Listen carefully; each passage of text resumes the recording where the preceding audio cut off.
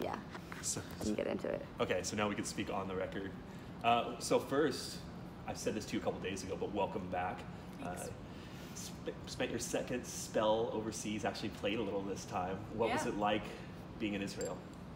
Israel's really different from Oregon, Portland, the United States in general.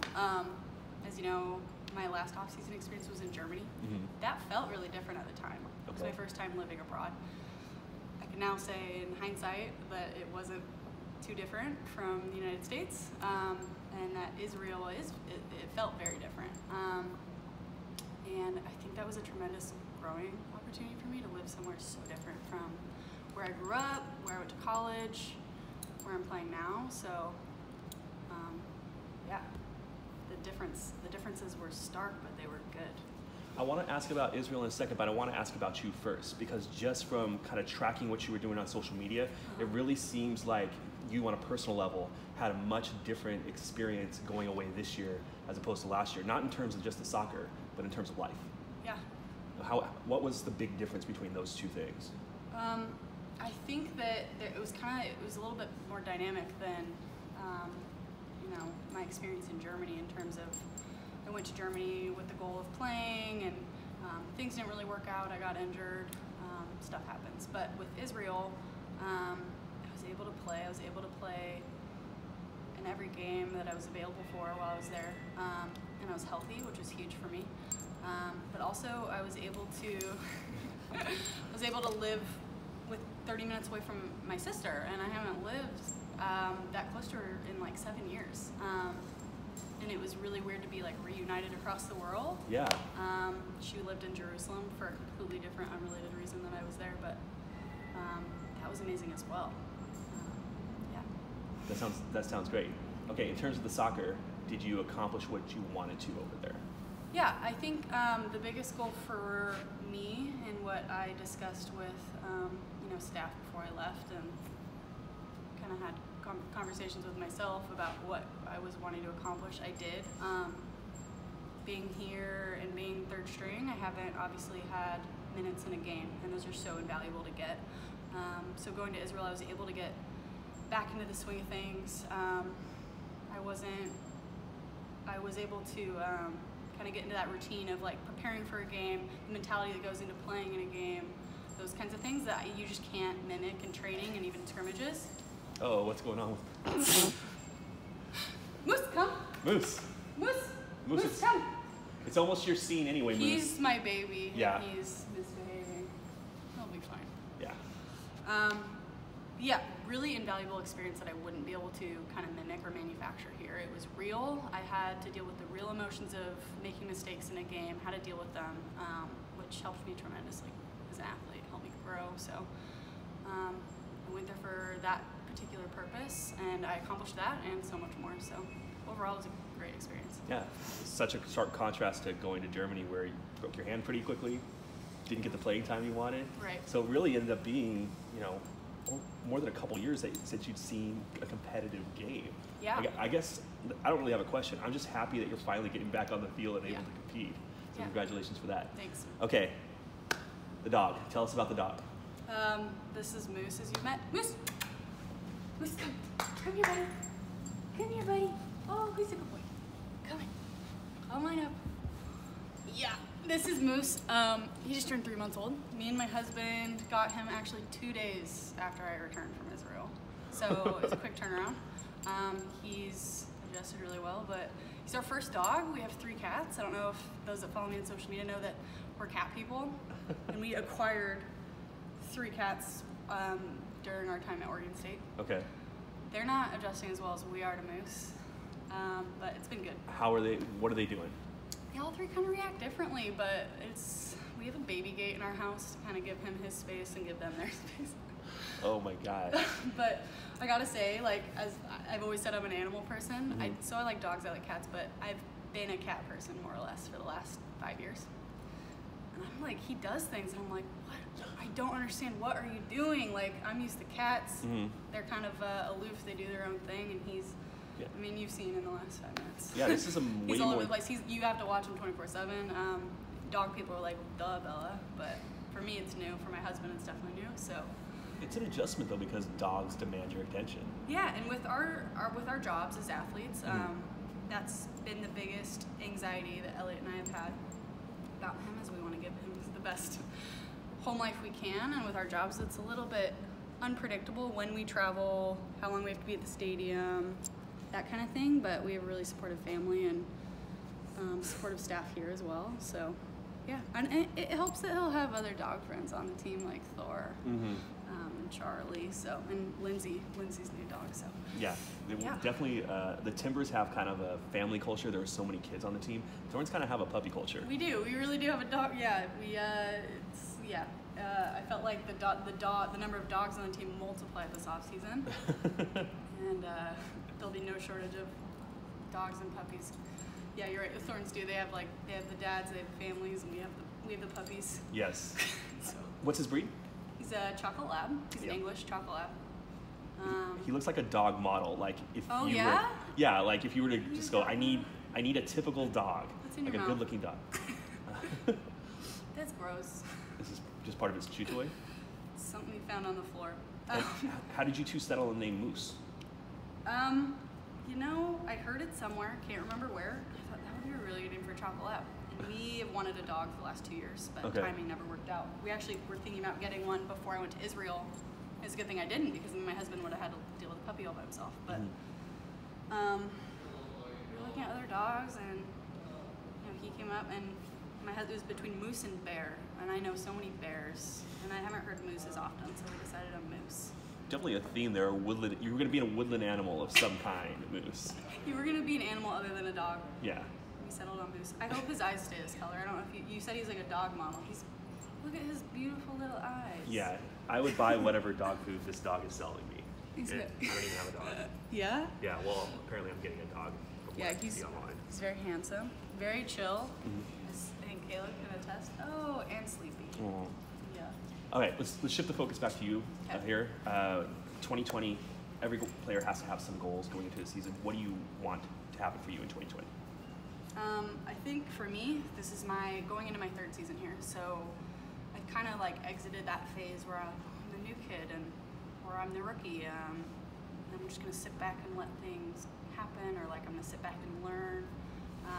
No, this is my third season in, and I'm a returner on this team, and I know how things work, and I know what the expectation level is. So taking that to be more of a leader on the team and really take my career into my own hands at this point. So my goal would obviously to see minutes this year, and I think that the expectations on this team are clear, and everyone's working for that same goal. And by that regard, everyone is getting better because we're so competitive with each other. Competitive but supportive, but competitive in the sense that we're all pushing each other and getting better. And certainly in the environment that we've cultivated within our goalkeeper group with Nadine, Adie, and Britt and I, super supportive of each other. Definitely push each other to be the best versions of ourselves that we can be. So I think for me this year, it's going to be pushing for that number 2 spot. Just like I know all the other teammates on my team that have been in my position are going to be doing the same. They're going to be trying to push for minutes, and that's how we get better as a squad. So, goes without saying that I want to play this year. You gotta want to play eventually, right? Yeah, right. And I don't want to. I don't think any athlete in the professional world, certainly not at Portland Thorns, is content with being on the bench or being a reserve player. So I think that that's an easy answer, but it is my answer. It also, for me, when you talk about this, there's this interesting juxtaposition between the place that you've been in the last couple years, where you not only have a very established number 1, but one of the better number 2s in the league, and just your potential, which is to be, you have great potential as a goalkeeper. Does that make it easier or more difficult to endure these last couple years in the face of that potential, not being able to get on the field? I mean, it can be frustrating, but I think it's given me the best opportunity to grow that I can, because you're not given the opportunity before you've deserved it, if that makes sense. And the best analogy I can give that is I was a starting goalkeeper as a freshman at Oregon State, and that was due to circumstances that their starting goalkeeper left. I didn't have to earn that spot. I did well with it, and I grew as I played, and I started all 4 years that I was there, but I didn't have to earn that spot, and that's a completely different scenario than it's been here. And so I think being on a team, being a part of this team, where we have 80 and a very experienced number 2, Britt, that's going to make me be the very best version of myself that I can be, and I won't be a number 2 unless I earn it. So in some ways it's harder just because it takes longer. You have to put more work in, but in the long run it's better for me, and certainly other players on the team are in that position as well. So yeah, better in the long run. Huge amount of stability within your group though. You, AD, Britt have been together ever since you got here. Yeah. And you've had the same goalkeeper coach too, and pretty much the same coaching staff. Mm-hmm. What's it like for you to basically, you've had that team around you that's helped you grow, be a constant throughout your professional career so far?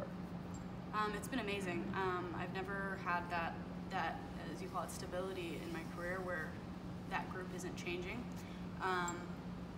And what it's offered is that, me and AD and Britt are able to work with Nadine about building rather than, if we got different staff or there were new goalkeepers coming in and out of the group, we'd have to start from scratch.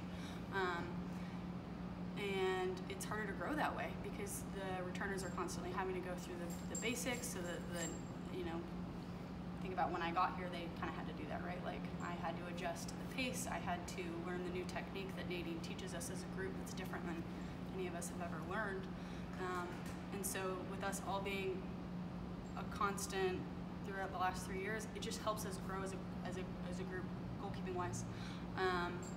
Also helps build that confidence that you get from your staff and the belief that they believe in you. When you're not having that kind of turnover,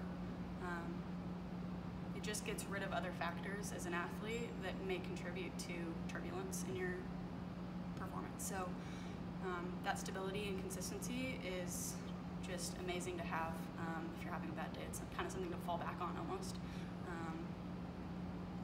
Not even just with staff, but also with Britt and AD. So it's, I think, more unusual to have that kind of consistency in the league, especially with goalkeepers. So it's been great. But what is it like balancing that stability with the need to compete? I've asked AD about this before, but she's obviously in a different position because she gets the minutes. You are competing with her, you're competing with Britt, but you also have a sense of continuity that's made you guys kind of a small family on a professional level. How do you balance that against the need to then compete against these people?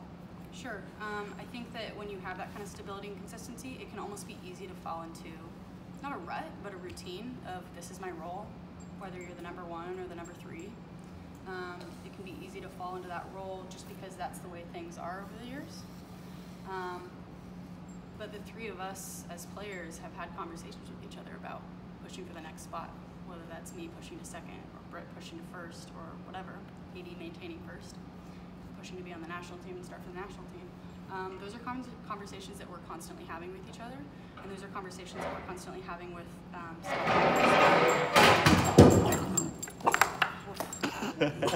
That's a puppy for you. Oh, that was great. Hey, Mousse, it's okay. Come here. Mousse, come. Come on, buddy. Mousse, can you believe that table attacked you? I cannot believe that was uncalled for. Yeah. Red card. Wow. You're fine. Merritt's going to get an email about this. Sorry. Like I said, it's easy to fall into that routine, but we've had that conversation with each other as players, and we get that conversation from staff. So it's constantly reinforced that even though we have that stability and consistency with each other, that you shouldn't be content with where you are, and that we're all pushing for each other's spots. Which I get that question a lot, is like, oh, you guys are all really competitive and you push for each other's spots. Does that ever, cause any issues interpersonally? And it doesn't. Britt and I are really close. AD and I are close. The 3 of us get on super well, and I think that allows us to grow. You don't have to worry about making someone mad or making someone upset. It's just like we all have each other's backs. Even if that means that Britt plays over me, I'm going to be happy for Britt because Britt earned it. And I know she would feel the same way if it was reversed. So, yeah. Huge continuity amongst the goalkeeping crew. Huge incontinuity amongst the rest of the team. Yeah. What do you think about it? This is actually something I've given thought to. Just this offseason, the roster's obviously going to be pretty different than. I mean, the culture too. Not even losing some key parts of that. Yeah. Anytime you have that kind of turnover in a team, things are going to change. Maybe it's style, maybe it's culture. Certainly, it's culture. Interpersonal relationships. Change can be hard, but it's also a chance for a clean start. And I think that for me, I've been here since 2018. 2018. I probably would have got that wrong. I would have probably said 2017, even though it's. 2018 was the year. It's like, okay, we're gonna go back to back. It didn't happen. 2019 was like, this is it, and obviously really didn't work out. And things kind of petered at the end of the season, and I think that we had a lot of continuity those first 2 years. So it's hard. Change is always hard. It's going to be interesting for us goalkeepers to have that continuity on one side and also manage developing the new relationships and charisma and developing the new culture on the team side. But maybe that's a good thing because it won't be so much change for us. But I think that it will give us goalkeepers an opportunity to really come together and implement how we want to relate to these new team members, how we want to implement a culture that's good for the team. It's not going to be just a bunch of different new people trying to we're trying to figure it out. We have some continuity, but I think it'll be really good. Can I take you back 5 months, because there's something that happened at the end of this season that people like me never experienced in our jobs, where you saw how the season ended, you saw the build up to that end, and obviously everybody was disappointed, and you kind of know when you're cleaning out your lockers here that things are going to change somehow in some way. What's it like for you when the group is breaking up at the end of the year to kind of know, I don't know what changes are coming, but I know some changes are coming? You can kind of respond to that two ways, because I think that if you're a fan, if you're part of the club in some way or another, if you're a player, I think it would be silly to not think that changes are going to happen after the last season. But you can kind of go two ways. You can have faith and just know that they're going to be for the best and that it's a new fresh start, and you can put your best foot forward, or you can be a little bit more resistant to the change and almost afraid in a way, because it's easy to get anxious when you don't know it's coming. And certainly I felt some, not uncertainty, but just a little you don't know what's coming. You see the changes happen in the media, but you don't know how they're going to shake out. So as a player, definitely cleaning out my locker, knew that things weren't going to be the same going into 2020. But our goals are the same, and I know that those coming onto the team will have the same goals. We want to win a championship, and we don't want to settle for anything less. So how we accomplish that and our culture going towards that goal may change, but the goal at the end of the day is the same. So that's also going to be consistent. Our effort level, the Thorns principles that we hold, the people and players may change, but we'll always have a certain set of principles that are going to be the same for the group. So while you know that changes are coming, it's also comforting to know that the club is always going to be Portland Thorns FC, and we're going to have a certain set of values that we uphold to. What's it like to be a local kid and playing for your hometown club?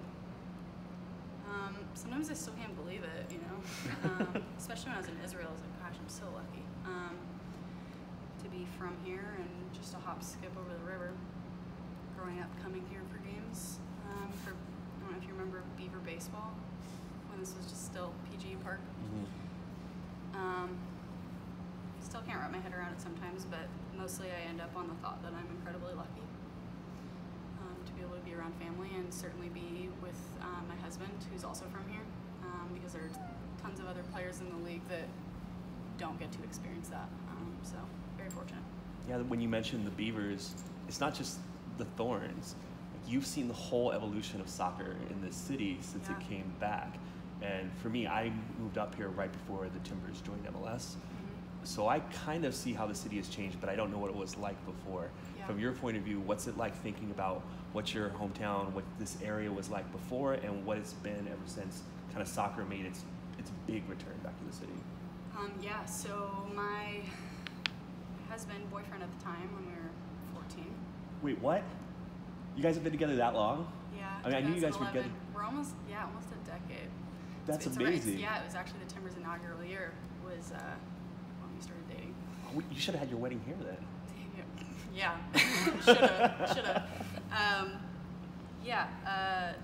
It's changed a lot. Obviously, visually it's changed a lot, but there was this explosion of passion from the city for soccer. Obviously, the Timbers weren't an MLS team, but there was still support for them, and just that year that they entered the MLS was huge. It was amazing to see the city really turn out and really turn out for the sport that I loved. And then when I was in high school, I remember the announcement of the formation of the NWSL. I was like, oh, if only Portland got a team, because historically I hadn't had a team. Didn't know if they'd be getting one for the NWSL, and then heard that Portland were getting. I'm like, oh my God, this is amazing! Like, I can't wait to go to games. And then I would, be asked as a high school, do you want to play for the Portland Thorns one day? I'm like, yeah, it would be sick. Yeah. It would be so cool. I don't think it's gonna happen, but that'd be so cool. Not even knowing what this club was going to represent in the future, just knowing that there would be a team here was exciting enough before even knowing the level and standard that we'd be holding the club to. So it's weird to look back on those moments, see how much everything's changed. You made me remember the day that I got the first allocation list in 2013 before it became public, and I saw who Portland was getting, which was Morgan and Heath, and everybody knew that Sink was going to end up Right. no matter Yeah, what. that was a big one. But then also Rachel Bueller was on the team, and you're just like, oh my God, this team is loaded. Yeah. But I also can barely remember what even soccer culture was like in this city before the Thorns came around. Because it wasn't non-existent, but it was just different. It was almost underground, if that's the right term. They just, there were people that liked soccer, but it was, when there's no American football in the city, people are Seahawks fans. It wasn't like that, right? People weren't Sounders fans here. So it was amazing to see it kind of almost blossom into the passion that it is today, because there wasn't really a team. We had the Timbers, obviously, but it wasn't a top-tier league team.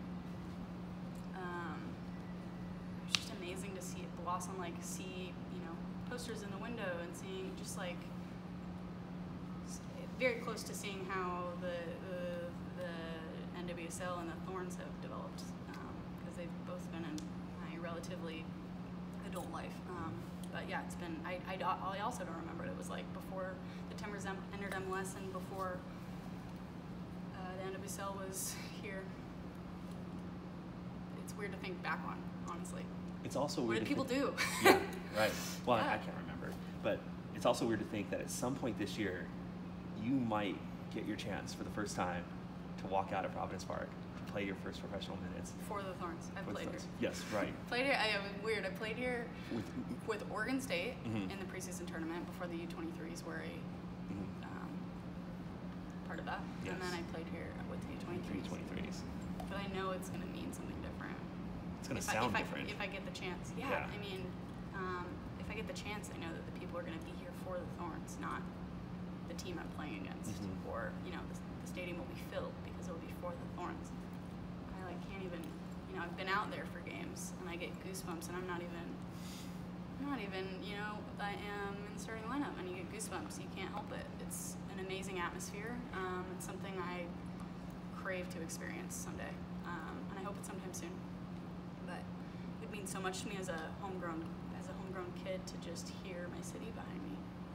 So I hope that's something that I get to experience soon, because the city really has made that experience, playing on that field, stepping on that field, truly unique and amazing, and amazing experience. So, yeah. Oh, good.